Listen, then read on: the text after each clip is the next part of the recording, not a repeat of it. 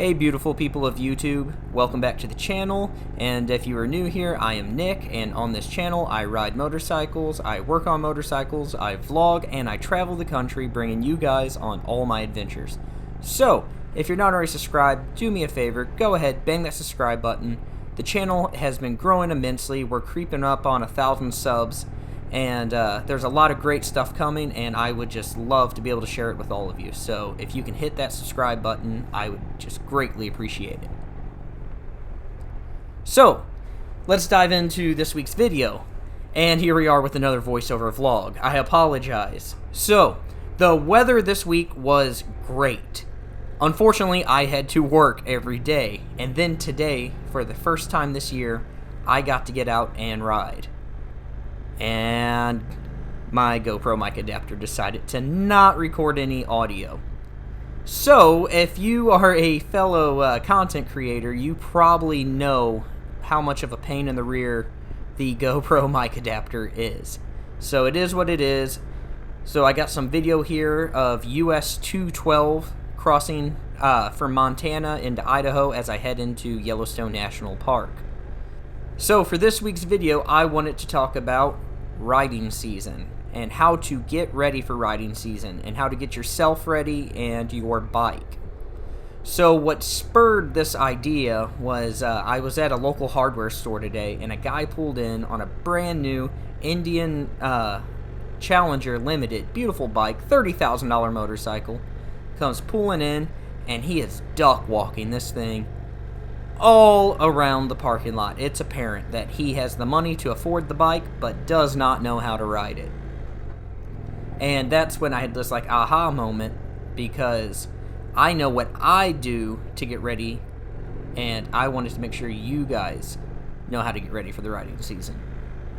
So, first up, we have to make sure that our bikes are mechanically ready, right?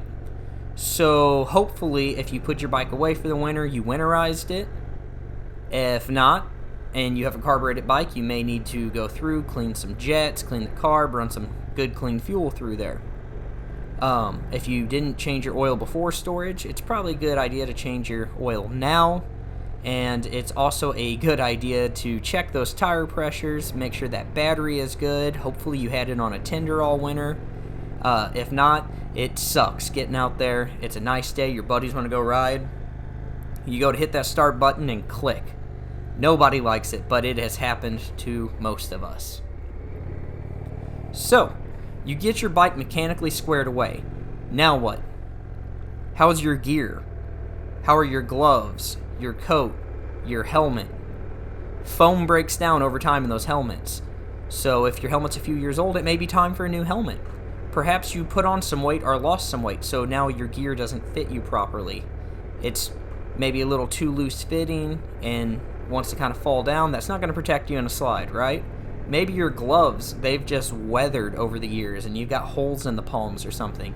So I think it's always a good idea to square your gear away, if you even wear gear. I know some of you don't, and I'm not going to be the guy to tell you what to do with your life.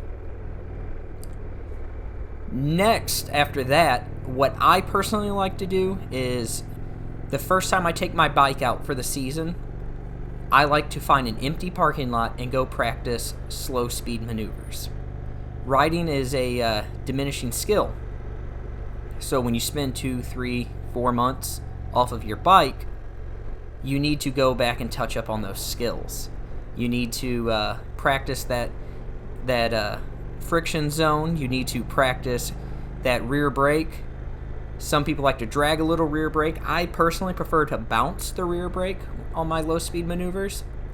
And if you've never practiced any of those skills or even know those skills, I would implore you to go take a class and learn those skills, because they're important. Because if you are duck walking, like the man I mentioned at the beginning of this video, through that parking lot, and somebody pulls out in front of you, you only have 2 options at that point. You are either going to snatch that front brake, or you are going to pull that clutch in. Either way, what you are doing in that moment is you are commanding that motorcycle to fall over. So it is important that you have those skills. Practice those U-turns. Practice weaving. These are all just skills from time to time, even if you haven't been off the bike. it's important to go out and practice those skills. So after practicing those skills, what I like to do next is get comfortable on the bike again. So before I go putting any big miles down, I kind of like to keep it local. Go ride around, do some weaving. Maybe if you got some roads where you can get out and you can just kind of practice weaving on the bike. Learning how the weight feels again, learning how that clutch acts again. Like, this is all stuff that, since you have not done it in months, that you just need to brush up on. You need to kind of, your relationship with your bike is an intimate one.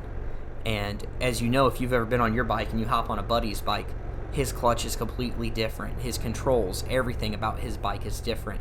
And if you own multiple bikes, you really know this. I know when I ride Turd Bomb and then I hop back on Ronda, the clutches are just completely different. The way the bikes feel. Like, even though Ronda is about 500 pounds heavier than Turd Bomb, Ronda turns in a lot better on the corners. The rake of the Indian Roadmaster really allows that bike to get in on the corners, and I can get it real low and I can scrape those floorboards. But on the Sportster, I find it, because the front end has got substantially more rake, I find it that it does not behave nearly as well in those corners. Your mileage may vary. So it's important that we are maintaining that intimate relationship with our bike. There's also another thing. We're talking about keeping ourselves safe, right? I wanted to touch on, somebody commented on my last video about my lane position when I ride. I guess they didn't like that I was too far to the right. My lane position when I ride, I am all over the place depending on road conditions. Everything is situational. And, you know, if I'm going into a right-hand turn, I like to position myself in the left so I can see through that corner. If I'm going through a left-hand turn, I want to position myself to the right so I can see through that corner. Some roads are crowned, and if you're in the middle of that crown, the bike wants to wander all over the place. So there's a groove on each side of that crown, and you kind of want to get in that. If I'm facing high-speed oncoming traffic in the other lane, I tend to favor the right side, because I've nearly been hit head-on by people before. So all that is situational, and I would hope that you guys are practicing similar techniques in your riding. Again, I'm not going to sit here and tell anyone how to ride a motorcycle. Like, you do what works for you, but there are some tried and true techniques. Well, guys, I guess that is going to effectively wrap up this video. I love each and every one of you. I am so appreciative for all the growth. So if you're not already subbed, bang that subscribe button. If you like this video, give me a thumbs up, comment below. Follow the links in the description to my social media. Follow me on there. Don't forget, we've got the California trip coming up. We are 1 month away from me riding a Harley-Davidson Sportster cross-country, and it's going to be exciting. So, thanks for watching. I love each and every one of you. I'm out.